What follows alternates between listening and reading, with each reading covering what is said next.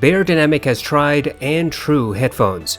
The DT770, 880, and 990 have been staples among professionals and enthusiasts alike.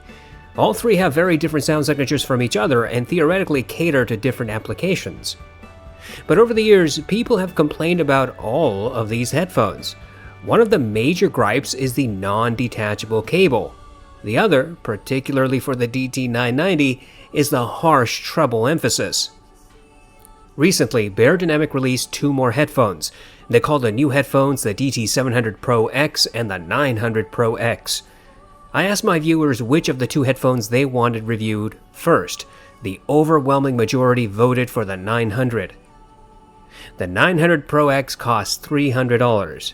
Is this a true alteration of the 990 or simply the same pig with new lipstick? Beyerdynamic says that the 900 is a studio headphone for critical listening, mixing, and mastering. They claim that the headphone will provide detailed, spacious, and transparent sound. By transparent sound, I take Beyerdynamic to mean neutral. They're not so obvious about it, but that is the implication. The new Pro X headphones use Beyerdynamic's newest drivers, which they call the Stellar 45. Beyerdynamic says that this new driver will loudly reproduce the best sound in studio quality without any distortion. The bulk of Beyerdynamic's marketing for the 900 seems to focus on the new driver and build. Very little attention is given to explaining the sound signature and performance. If you have ever used the DT990, then you know it looks a bit like a cheese grater. There are multiple versions of the 990, 880, and 770, from limited editions to special editions, including all sorts of different impedances. Frankly, Beyerdynamic made the whole lineup a little bit confusing. The 900 Pro X is a clean start. Obviously, the 900 shares the same silhouette as the 990, but the 900 has a flatter, more muted look. Its stealth black paint and sleeker design is both industrial and simple.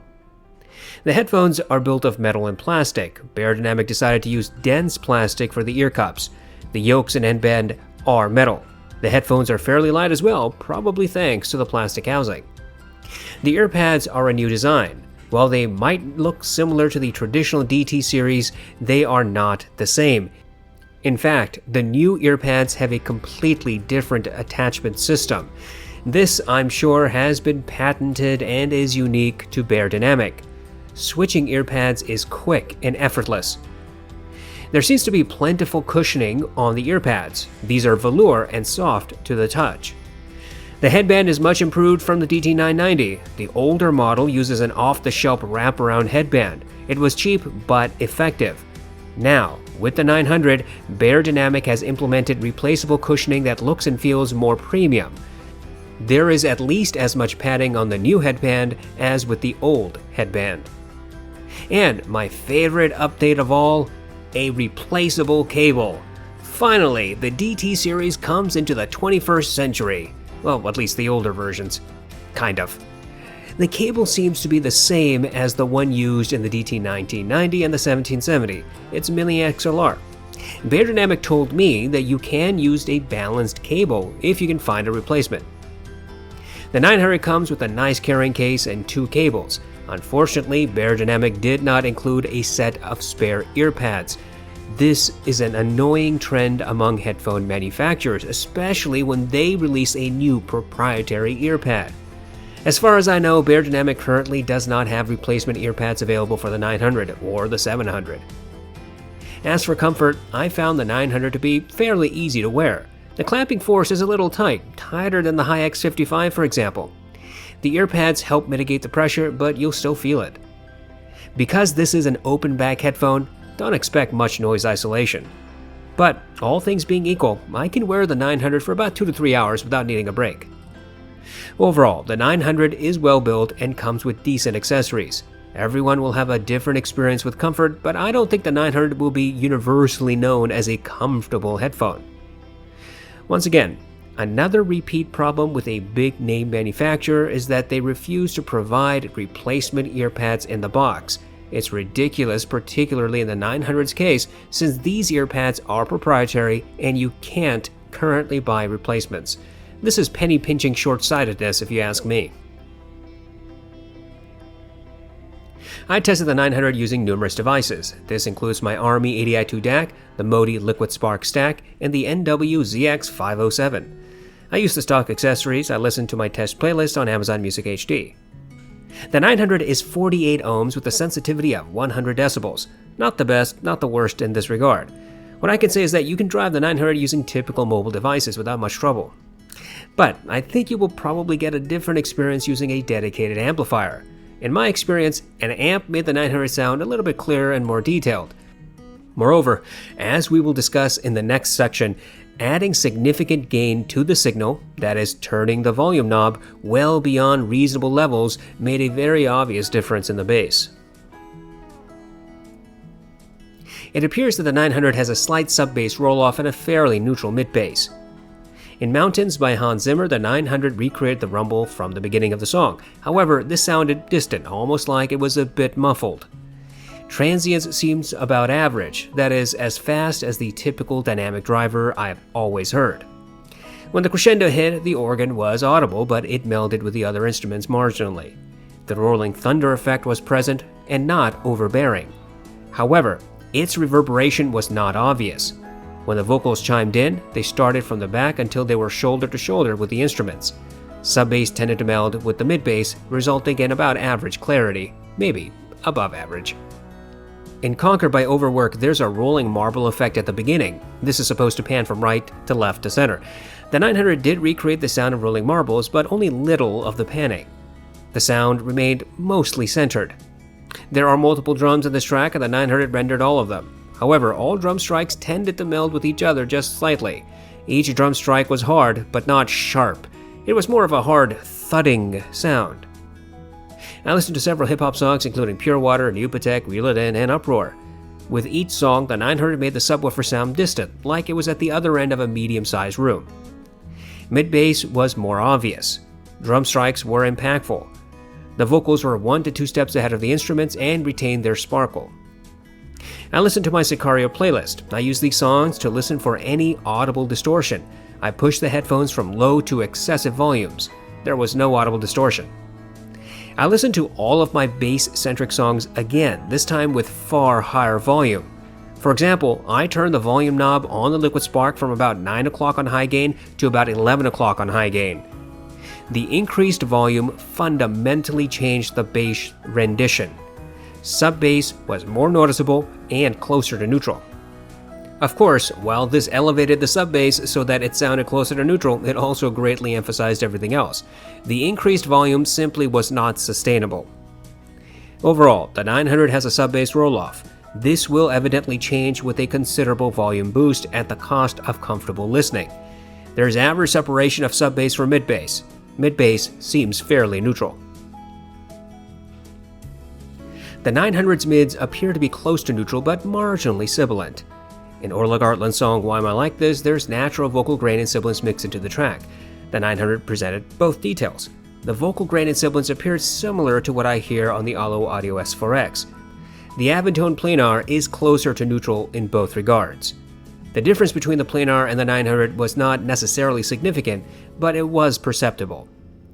Timbre of instruments seemed correct. All instruments appeared to meld with each other. Orla's voice was 1 step ahead of the instruments. In Want You Back by Haim, the 900 again emphasized sibilance, but only marginally. It was similar to what I heard on the S4X. At 8 seconds into the song, the primary vocalist says the word "we" and drags it out, making it sound gravelly. The 900 presented this detail clearly. There are 2 backup vocalists in this song, and the 900 clearly separated their voices. Even when the instruments played at maximum, the 3 voices were still separated. The piano, drums, guitar, and bass all had correct timbre. They all tended to meld a little bit with each other. In Superposition by Young the Giant, the 900 correctly rendered the ukulele and drums. The bass, however, sounded a little distant. The primary male vocalist's voice was smooth. His sibilance appeared to be neutral. There's a backup vocalist whose voice is layered beneath the primaries. Most headphones cannot separate this detail. The 900 could not either. Between 1 minute and 10 and 1 minute and 20 seconds, there are sharp intakes of breaths. The 900 rendered this detail clearly. Overall, the 900 appears to have fairly neutral mids. Female vocals show a hint of sibilance, but this is a far cry from the sibilance you will hear on the HD 560S. The 900 has about average detail in the mids region. In my experience, the mids never sounded harsh. The 900 seems to have fairly close to neutral treble, with perhaps a hint of additional emphasis in the mid to upper treble region. In Scherzo for X-Wings, the 900 clearly rendered the brass and horns. Their higher pitched notes were slightly emphasized, similar to what I hear on the oriolus 4X. The Avantone planar was a few decibels closer to neutral. I could easily hear the nasally signatures of the brass on the 900. The 900 presented group sets but not individual instruments. This headphone has no depth or verticality, however, it did present some width. In other words, some instruments sounded further out into the wings, but no sounds ever came from above, below, or layered as you would hear it in, say, an orchestra arrangement. In Flat from the City, the 900 presented the piano about 5 feet away. The bassy notes were a little underemphasized, but otherwise clear. I could hear the electric buzzing effects and the pops and sizzles, though both details were a little muffled. The cello appeared to have correct timbre. Its notes melded a little with the piano. I heard the sounds of creaking of wood in the pianist's bench and the shifting of the cello's weight. In Take 5 by the Dave Brubeck Quartet, the 900 rendered the piano in the right, drums in the left, saxophone center, and the bass a little distant. All instruments melded a little bit, but I had no difficulty concentrating on one or another. The saxophone was one step ahead of the other instruments. It sounded fairly smooth to me. There seemed to be a slight emphasis in its higher notes, very similar to what I hear on the oriolus 4X. The cymbals are struck at different positions, which should result in varying tonalities. The 900 made all cymbal strikes sound the same. Overall, the 900 has close to neutral treble rendition. There seems to be a slight emphasis in the mid to upper treble region. This emphasis is, I think, overall fairly minimal. The 900 has about average clarity in this region. The DT990 was known as a detail-oriented headphone. The DT900 probably won't please everybody in this regard. In my experience, the 900 is more than capable of rendering obvious details and maybe some subtle ones too. But this headphone is clearly not a detail monster. Multiple vocalists, twangs of guitar strings, creaking of wood, shifting of a cello's weight, sharp intakes of breaths, pops and sizzles, electric buzzing. All of these details are audible, but sometimes they're not perfectly clear. In other words, if you were meant to hear a particular detail without difficulty, the 900 will do the job just fine. Some subtle details are present, but you may find them less than clear. For a more quantitative test, I used the song New Light by Kazuki. This track has layers of details, including the sounds of children playing, wind, rustling of grass, piano, synth, and footsteps. I count the number of footsteps I can hear in the first 60 seconds. The Sennheiser HD800S presents 22, the Focal Clear, 18. The Austrian Audio HiX65 presents 16 to 17 footsteps. The HiX55 presents 16. The HiX15 and the X25BT present 13 to 14 footsteps. The Hi-Fi Man Sundara, Avantone Planar, Sifka Phoenix, and the Beyerdynamic DT1990 each present 10 to 11 footsteps. The Monolith M1070, M1570, Sifka Robin, and the Ultrasone Pro 1480i all provide 8 to 9. The audeze LCD2 Closed and the LCD2 Classic each provide about 7 to 8. And the older M1060C provides 7 footsteps. The audeze LCD1 and the HD6XX present 6 to 7 footsteps. The Neumann NDH20 presents 5 to 6 footsteps. The DT900 rendered 8 to 9 clear footsteps. I have a scale for detail retrieval. I use the HD6XX and the LCD1 as my average performers. When headphones render more or less footsteps, I judge them accordingly. Here, it was clear that the 900 performs slightly above average. Its detail retrieval abilities are similar to that of the Pro 1480i. We are usually told that open-back headphones have wide soundstage. That is not a rule set in stone. The mere open-backness of a headphone does not provide wide soundstage abilities by itself. The recording, earpads, placement, and headphone damping all have significant roles in this process. While listening to the 900, I never got the impression that it was a particularly wide-sounding headphone. Indeed, the feeling I generally experienced was, intimacy. That is, sounds were nearly always close to my ears. There was usually melding among notes and instruments. There was about average clarity to maybe above average clarity overall. Just as with my detail test, I have a scale for Soundstage. I use the HD6XX and the LCD1 as my average performers. The Audeze Mobius and all Beats headphones I've ever heard have claustrophobic soundstage. The NDH20 and the ATH M60X have below average soundstage. The HD6XX and LCD1 have, obviously, average soundstage.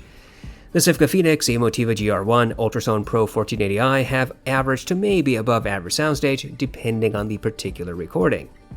The Hi-Fi Man Sundara, Avantone Planar, Austrian Audio Hi X55, and the X65 and the LCD2 Classic have above average soundstage. The Hi-Fi Man Diva has wide soundstage, and the HD800S has super wide soundstage. It seems that the DT900 soundstage is very similar to that of the LCD1 and the HD6XX. Maybe there's a little bit more width to the 900 overall. Regardless, I cannot in good conscience put the 900 into the above average category along with the Sundara, Avantone Planar, and the Hi X55. These other headphones have wider soundstage than the 900 without doubt. What was I expecting from the DT900's sound signature? Honestly, I was bracing for harsh, sibilant, and piercing sounds, but nothing could be further from the truth. This could be either a good or bad situation depending on your preferences. Listening to the 900 over and over again, I simply could not find any significant deviation from a neutral tuning. There are some variances, of course, but not stark alterations from the type of neutrality that I am used to. The 900 has a sub-bass roll-off. It's noticeable, but not significant. It's certainly not to the same extent as a typical planar magnetic headphone, or even the Austrian Audio headphones. Mid-bass is clearly more elevated and closer to neutral. Separation of mid-bass from sub-bass is about average, I would say. There is some bass bleed into the mids, but not enough to shroud the mids. Speaking of which, the 900 renders mids in a generally neutral fashion. This headphone seems to accentuate sibilance only marginally. It's similar to what I hear on the LOS4X, which is to say, only by a few decibels. Clarity again is about average to maybe above average in this region. Timbre always sounded correct. Treble is also close to neutral. There appears to be a marginal emphasis in the mid to upper treble region. Again, it seems similar to the LOS4X. Clarity in this region is maybe average to maybe slightly above average. The 900 has slightly above average detail retrieval at best and marginally above average soundstage. Can I say that the 900 is perfectly neutral? No, I don't think there's any headphone that is perfectly neutral. However, I think that the 900 is a fair approximation of neutral. There are, of course, some things that will make people unhappy.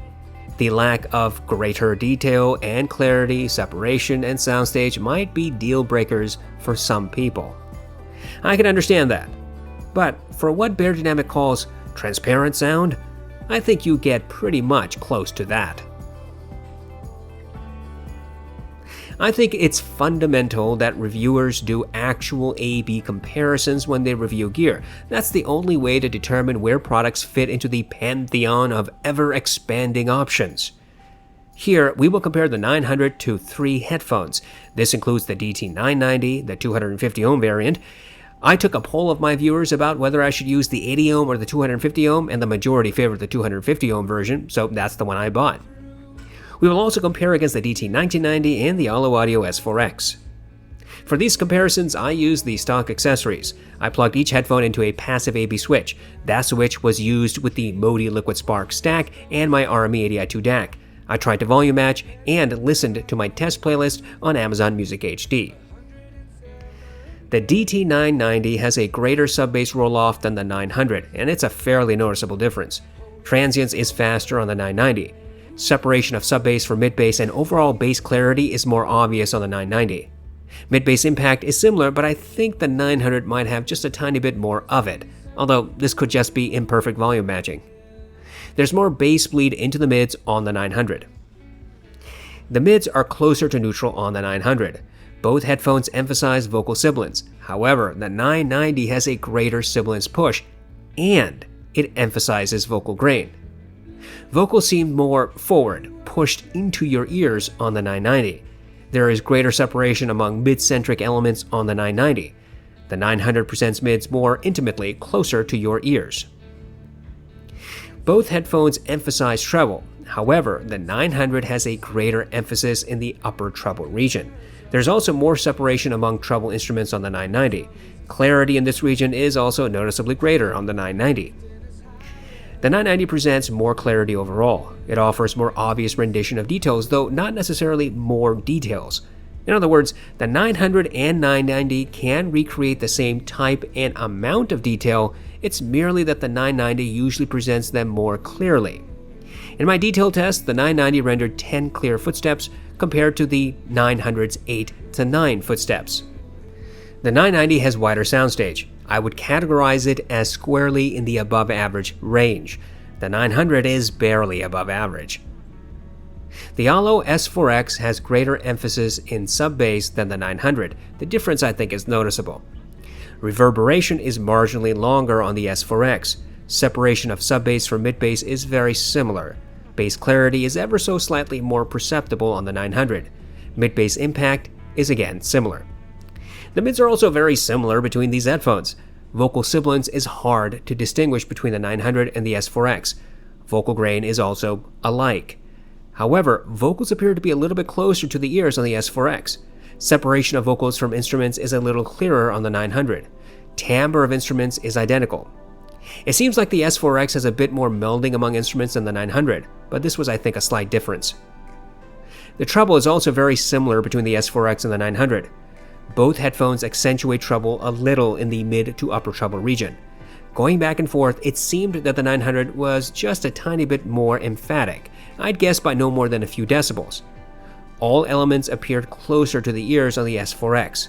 Separation among instruments was marginally greater on the 900. Both headphones have slightly above average soundstage. Neither is close to the soundstage of the hifi Mansundara. As for detail, both headphones seem to exhibit a similar kind of detail retrieval. The S4X and the DT900 both presented 8 to 9 footsteps in my detailed test. The S4X always had a slightly more intimate presentation. The 900 was usually a little clearer and wider in soundstage, though not by much. The DT1990 has a slightly greater sub-bass roll-off than the 900. There's a noticeable difference in this regard. Separation of sub-bass from mid-bass is more obvious on the 1990. Bass clarity is more present on the 1990. Mid-bass impact is, I think, fairly similar. The mids are quite different. The 1990 has forward mids. It significantly accentuates sibilance. The 900 is noticeably closer to neutral in this regard. The 1990 has a little bit more clarity with a bit more separation among all mid-centric elements. The treble is also different. The 900 has a slight emphasis in the mid to upper treble region. The 1990 in comparison has a greater emphasis. Clarity and separation is more obvious in the 1990. Placement of instruments is a little bit more obvious in the 1990 as well. As for detail, it appears that the 1990 has a bit more of it. The 1990 has a little bit more clarity and separation, generally speaking. The 900 in comparison has a bit more intimate presentation. In my detailed test, the 1990 rendered 10 to 11 footsteps compared to the 900's rendition of 8 to 9. The 1990 has wider soundstage than the 900. My favorite part of a review is conducting A/B tests. Sometimes it can be disappointing. You hope something will sound different, but it doesn't, as with most amps and DACs. Or you expect to be floored by a headphone's technicalities, and you realize the differences may not be to your liking. A/B tests are essential for every audiophile. Too bad reviewers don't do it. With the DT900, it's patently obvious that Beyerdynamic went a different direction. The 990 has a sharper sound signature. Some might call it harsh or piercing, but that really depends on what you're listening to. The 1990 is sometimes called an analytical headphone, and while that's a debatable argument, the 1990 still retains a bit of Beyerdynamic's treble push. In contrast, the 900 has a more neutral reproduction. It sounds quite different from the 990 and the 1990. Surprisingly, the 900's performance and sound signature is more closely related to that of the Allo Audio S4X. Depending on your preferences, the 900's sound and performance might be to your liking, or you may just prefer something else. Beyerdynamic is a staple among audio companies. It has a long history, and these guys have essentially broken into most markets. You can find their headphones among professionals, amateurs, gamers, audiophiles, and total newbies. And you can buy Beyerdynamic headphones from the entire price range. But these guys also have a particular sound signature. For better or worse, Beyerdynamic is typically known for their DT series headphones. The 770, 880, and 990 all do things very differently from each other and are marketed for different use scenarios. These are professional gear, but have been usurped by audiophiles for years. One thing a lot of people have hoped for is a re-release of the older DT headphones with updated build and detachable cables.